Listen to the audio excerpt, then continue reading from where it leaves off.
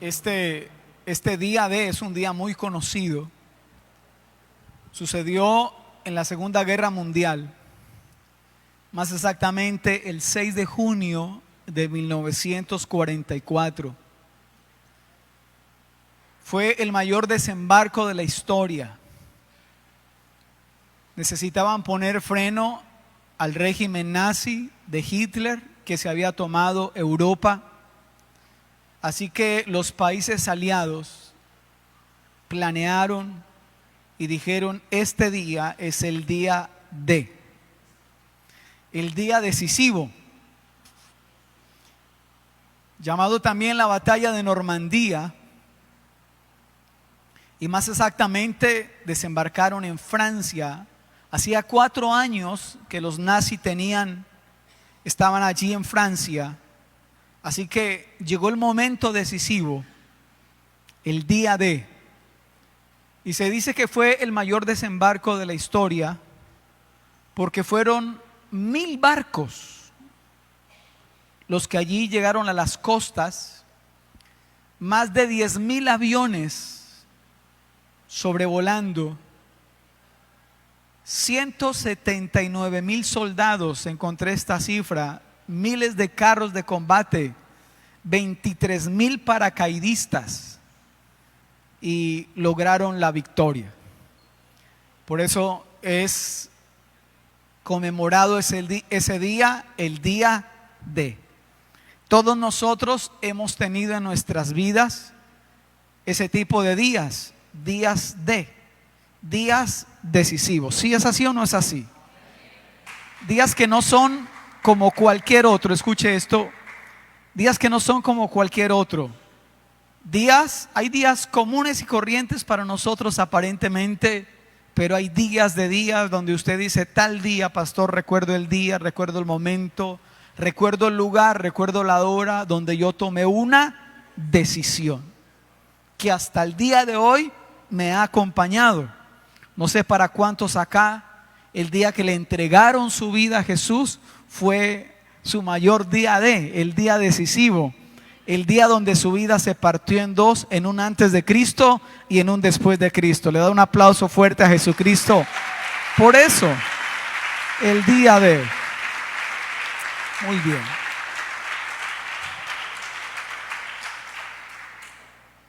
Hace 8 días, el día domingo estuvimos titulando una palabra basada en la historia de Abraham.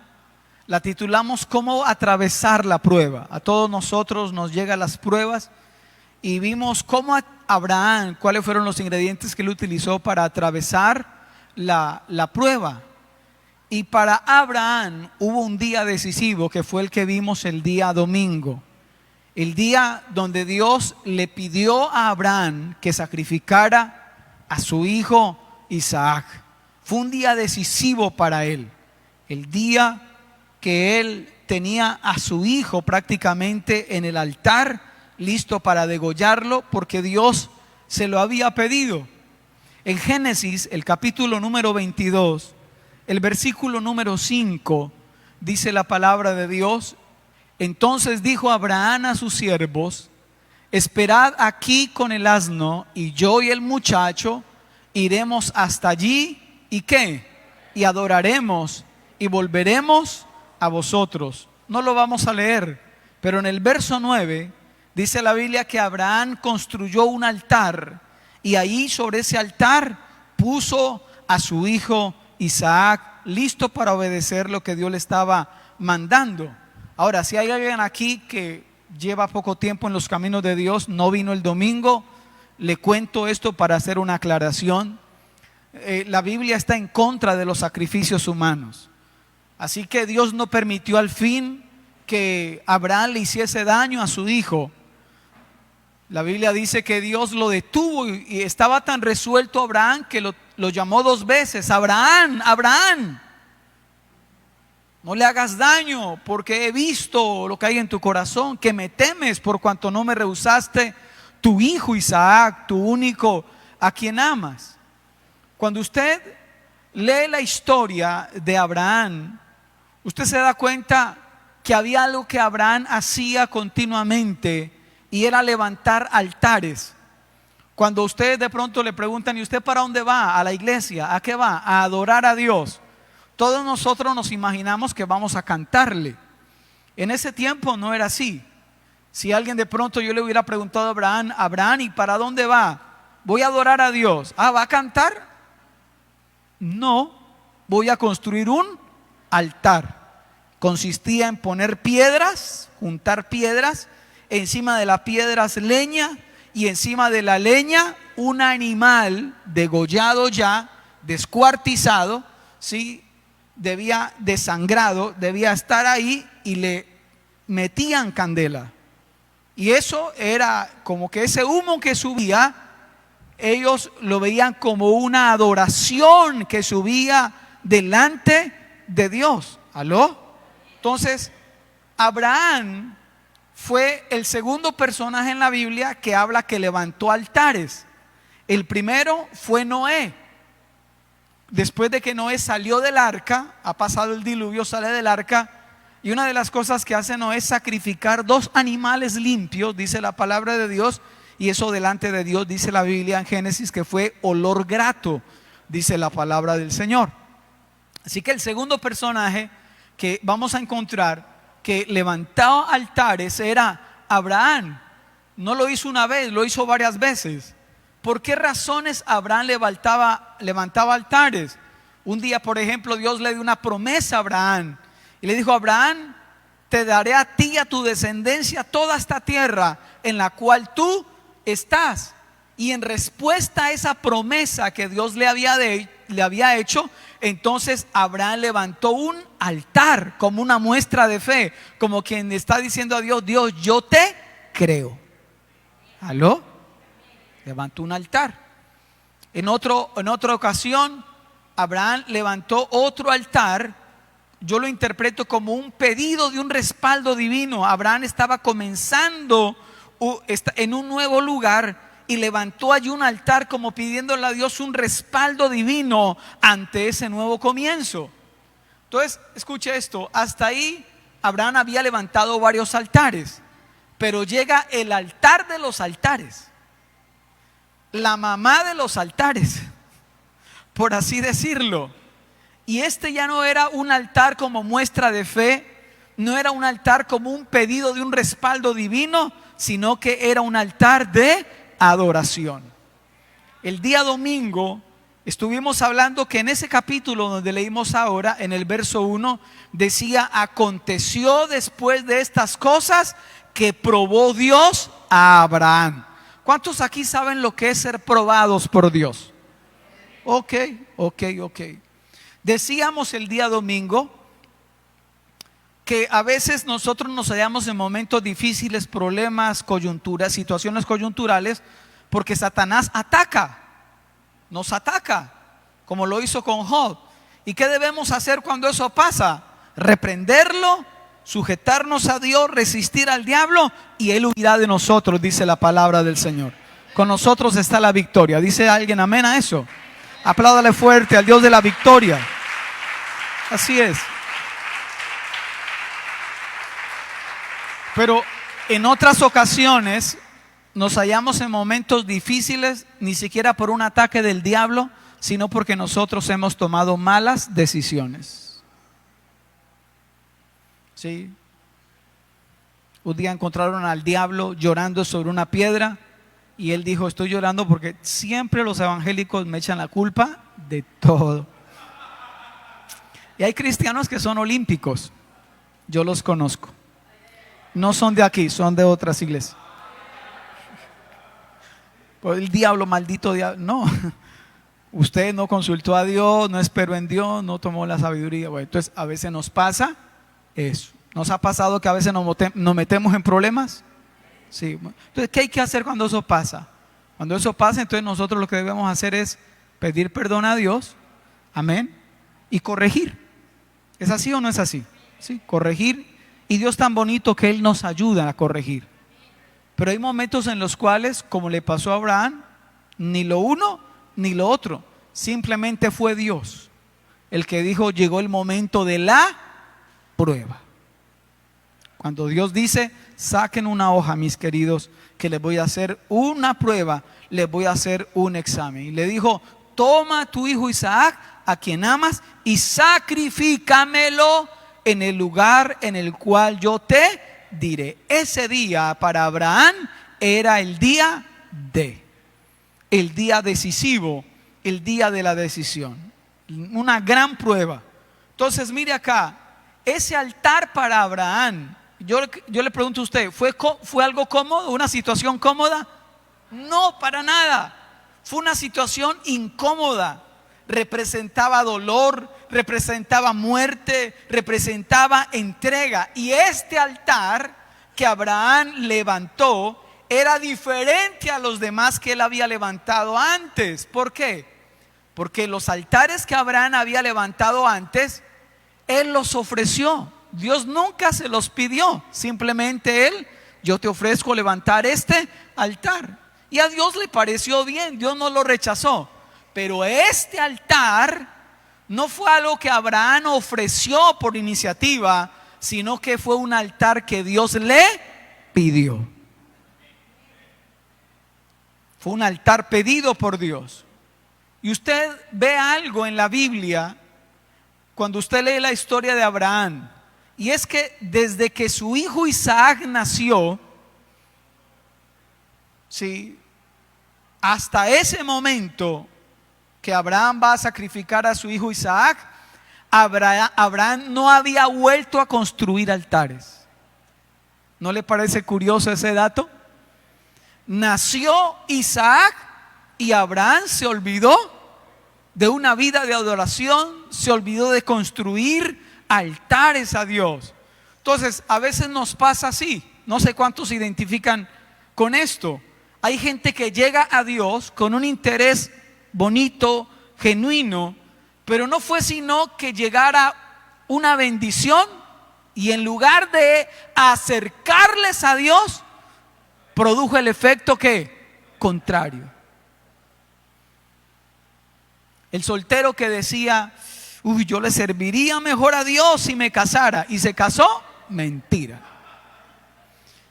Ay, si yo tuviera hijos, sí, uy, yo tendría hijos, y le nació, Dios le dio la gracia de quedar en embarazo, y hasta ahí se olvidó de construir altares. ¿Aló? Todo iba muy bien hasta que le resultó el trabajo. Porque está ahora tan ocupado con su nuevo trabajo que no tiene tiempo para construir altares para Dios. Gente que era más adoradora del Señor cuando de pronto no tenía muchos recursos económicos ni materiales, pero la demora no fue sino que empezaran a ser bendecidos y prosperados económica y materialmente para dejar de construir altares. ¿Aló?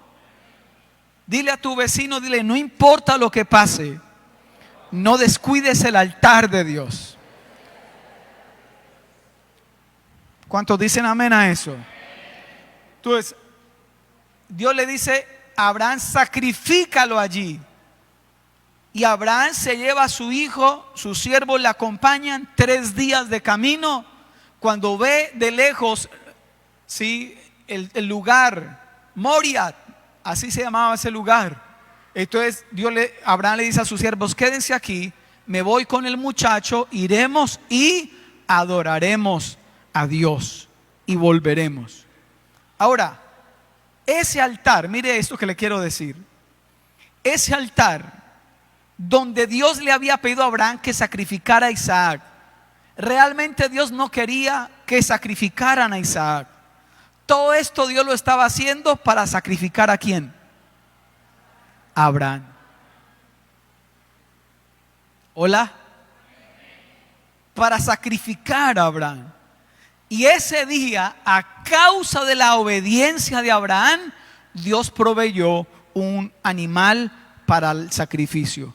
Porque el muchacho le pregunta a su papá, papá, ya está todo, está la leña, el fuego, pero ¿dónde está el animal? Y Abraham le dice, hijo, eres tú. Estoy obedeciendo lo que papá Dios me dijo. El chico pudo haber salido corriendo, haberlo demandado en el Instituto Colombiano de Bienestar Familiar. Pero cuando Isaac le pregunta eso a Abraham, Abraham le da una respuesta poderosa y le dice: Jehová se proveerá de cordero para el holocausto. Y así fue. Cuando estaba a punto de degollar a su hijo, Dios interviene y en ese momento ven un animal que está allí trabado en medio de un zarzal, lo toman y lo sacrifican. Y de ahí en adelante en el pueblo de Israel salió este dicho: en el monte de Jehová será provisto. Muchos de nosotros queremos ver la provisión de Dios sin altares.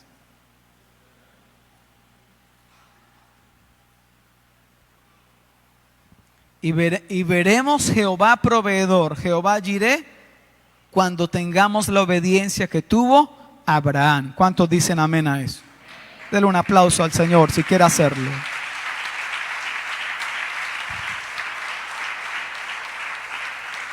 Ahora,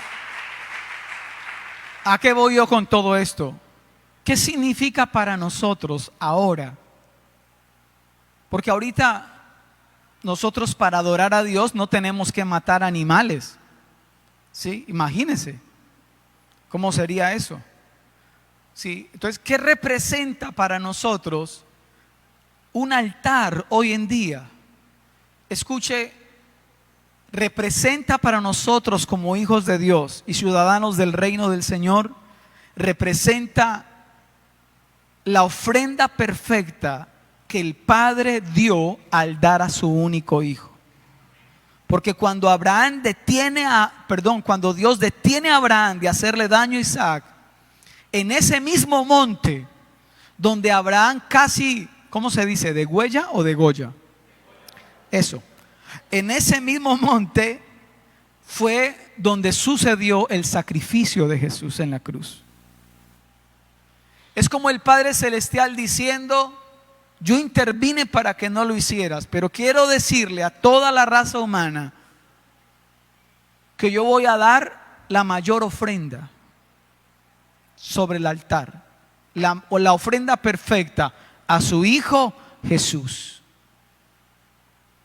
Entonces, la ofrenda perfecta fue la del Padre al dar a su único Hijo.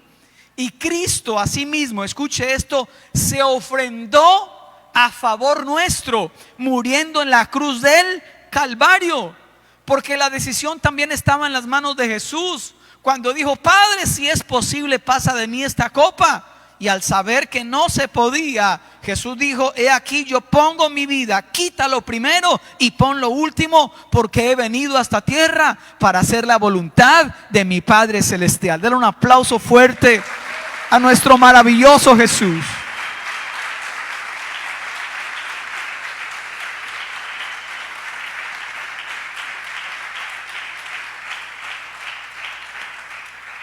Esa fue la mejor ofrenda, perfecta, la del Cordero de Dios, sin mácula.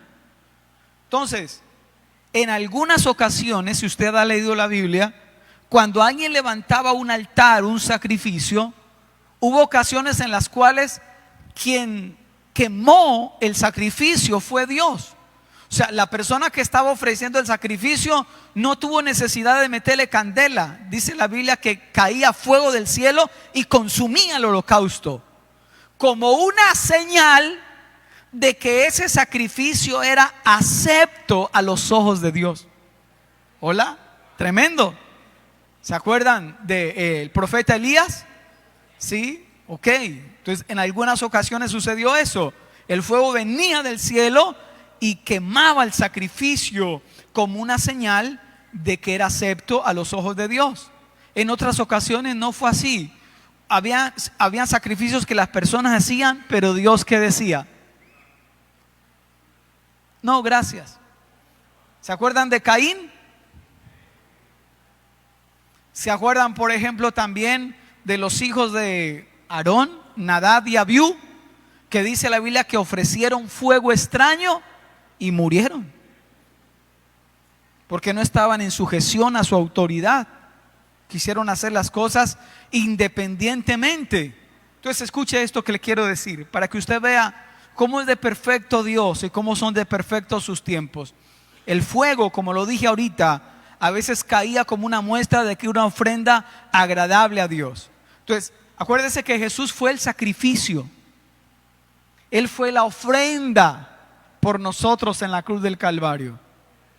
Jesús, escuche esto, se levanta de entre los muertos, resucita, asciende resucitado a los cielos. Pero ¿cuándo llegó el fuego de Dios? En Pentecostés. En Hechos capítulo 2 dice la Biblia que estaban 120 personas reunidas orando, teniendo comunión los unos con los otros, y de repente dice la Biblia que hubo un estruendo y aparecieron sobre cada uno de los 120. Dice la Biblia que llamas de fuego, como si fueran lenguas de fuego, posándose sobre cada uno de ellos. Ahí en ese Pentecostés, esas lenguas de fuego que estuvieron sobre cada uno de ellos, era una señal de que el Padre había aceptado la ofrenda de su Hijo Jesús por nuestros pecados. Amén.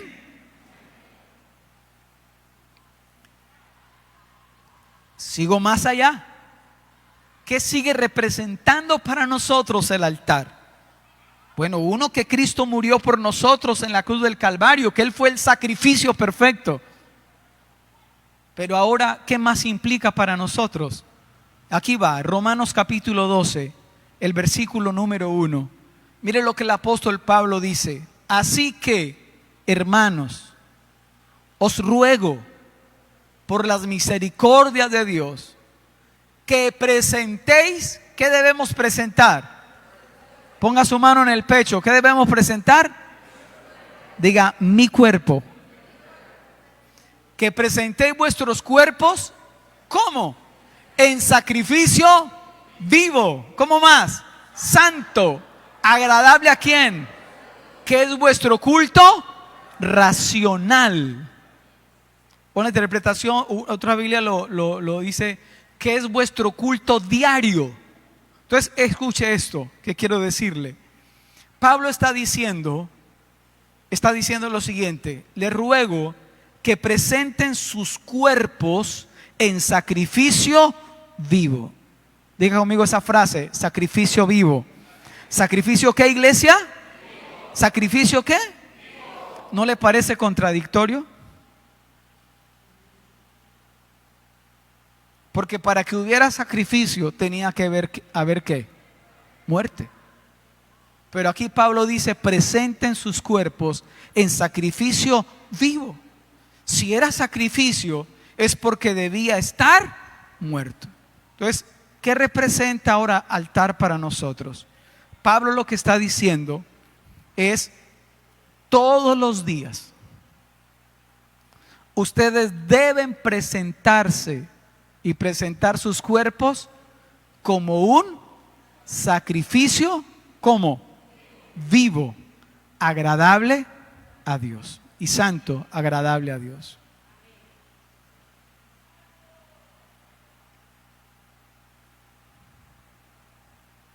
Es por eso que la religión tradicional es muy cómoda,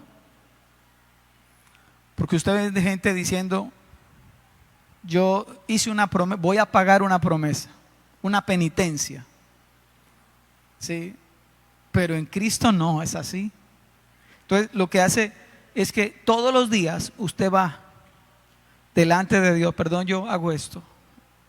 Haga de cuenta que este es el altar de piedra, la leña, todo está ahí. Haga de cuenta. Entonces usted todos los días va y se presenta. ¿Usted está muerto? No. ¿Usted está qué? Vivo. Entonces usted le dice, Dios, que todo lo que yo haga hoy glorifique tu nombre. Que todo lo que yo piense hoy y planee hoy glorifique tu nombre. Que a donde yo vaya hoy es porque tu Espíritu Santo guía mis pasos. Que no sea lo que yo pienso, que sea lo que tú quieras que yo piense.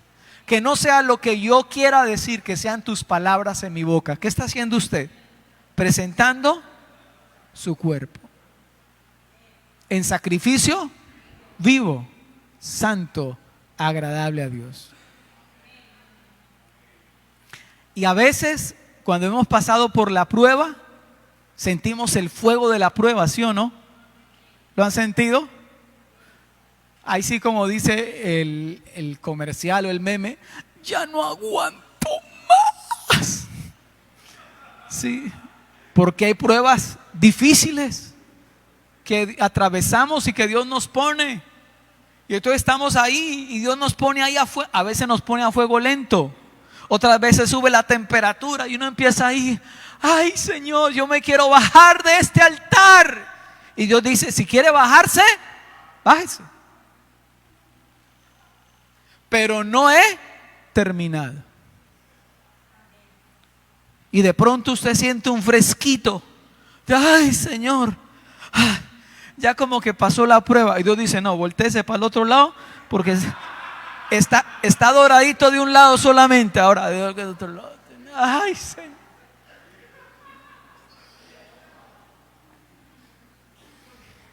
En Apocalipsis la Biblia habla del fuego de la prueba.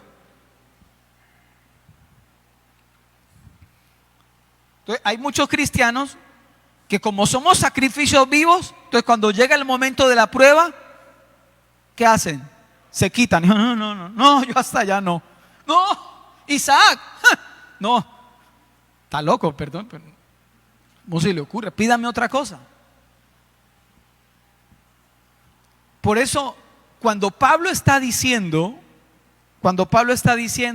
presenten sus cuerpos en sacrificio vivo, santo, agradable a Dios, que es vuestro culto racional, Pablo es un ejemplo de ello. Porque en 1 Corintios capítulo 15, el versículo número 31, Pablo dice esto: os aseguro, hermanos, por la gloria que de vosotros tengo en nuestro Señor Jesucristo, que dice al final, que cada día, ¿qué hacía Pablo? Muero. ¿Cada cuánto tenemos que morir? Todos los días. ¿Sí ve lo que dice Pablo? Que es vuestro culto racional. Todos los días. Todos los días presentamos nuestras vidas en sacrificio a Dios. ¿Sabe por qué Pablo decía cada día muero? Porque Pablo sabía, escuche esto, que solo los muertos son confiables para Dios.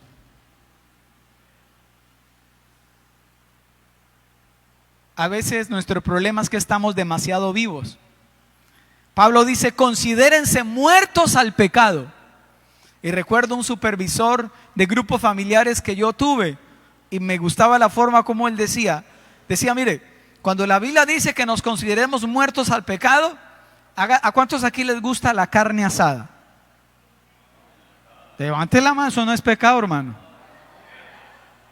¿Cómo le gusta a usted? ¿Término medio? Levante los que le gusta término medio. 3/4. Bien asada. Yo también.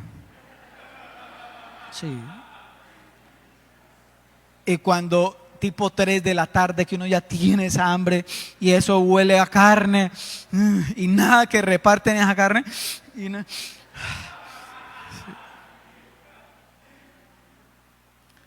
Pero digamos que usted que le gusta tanto la carne, el día del funeral, de pronto un familiar suyo dice, a él le gustaban tanto los asados, ¿por qué no hacemos un asado antes de llevarlo al cementerio? Entonces la familia se pone de acuerdo y dijo, ¿verdad? Hagamos un asado. Sí, qué pesar, pero hagamos un asado en memoria de.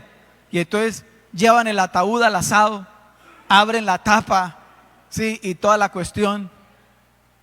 Y usted que le gusta tanto el asado, usted ahí muerto, y usted, ¿sí? ¿Sí? No. ¿Por qué no? Papi, usted está muerto. Usted que antes le gustaba tanto el trago, pero entonces usted dice, no, yo ya no. Yo me consideré muerto al pecado. Hola. Usted que antes le gustaba la pornografía y ahora usted ve por ahí cualquier imagen sugestiva y no le hace ni cosquillas, porque usted dice, no, yo ya me consideré muerto al pecado. Cada día muero. Por eso digo, Pablo decía eso, cada día muero, porque Pablo sabía de que solo los muertos son confiables para Dios. ¿Aló?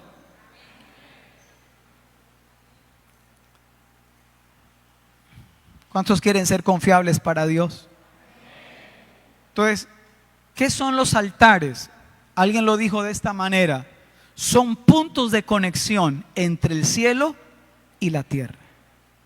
Otra vez, los altares son puntos de conexión entre el cielo y la tierra. En Cuba, la religión de Cuba es la santería. Y en la santería se ven altares por doquier. Hola. Altar a tal santo, altar a tal esto, altares por doquier. Los satanistas también usan altares. Los católicos también tienen altares. Los hindúes también tienen altares. Pero en el reino de Dios, nosotros somos el altar.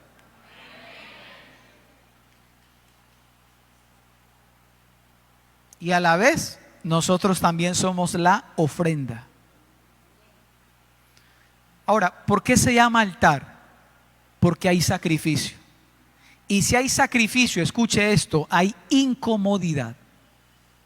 ¿Hola? Si no te cuesta, no duele. Y si no duele, entonces no es sacrificio, no es altar.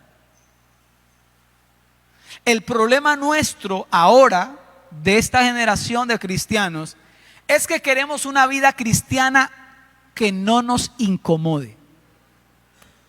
Queremos una vida cristiana cómoda, light. Queremos gloria o fuego sin altar. Queremos fuego de Dios, la gloria de Dios, la provisión de Dios sin altar y sin sacrificio. ¿Aló?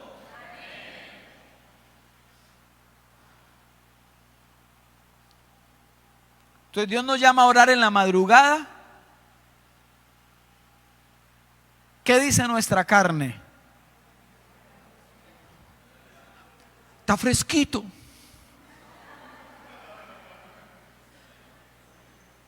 No. Aproveche y duerma.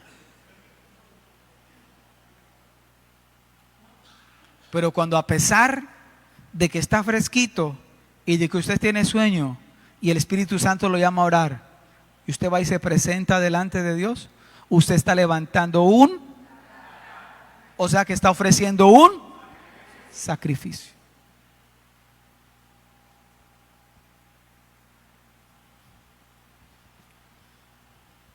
Entonces, por eso, permítame terminar diciendo, la sangre del sacrificio la puso Cristo Jesús. El fuego del sacrificio lo puso el Padre cuando envió al Espíritu Santo. Pero ahora mire acá, a nosotros nos compete avivar el fuego. Por eso el apóstol Pablo le dice a Timoteo: aviva el fuego del don de Dios que te fue dado mediante la imposición de manos. Termino diciendo esto, mis queridos. ¿Sabe qué me parece triste que a veces pase con nuestras vidas? Cuando Dios nos pide nuestro Isaac y nosotros no lo queremos entregar. Hola. Hay gente a quien Dios le pidió su Isaac y nunca lo quisieron entregar. Ahí empezó su estancamiento. Y pueden pasar días, pueden pasar meses, pueden pasar años, pero de ahí no pasaron. ¿Por qué? Se resistieron a entregar lo que Dios les estaba pidiendo. Y vuelvo y te hago la pregunta que hice el domingo: ¿cuál es tu Isaac? ¿Te está pidiendo Dios algo en particular en este tiempo? Si tú crees que es Dios el que te está pidiendo algo en particular, entrégalo.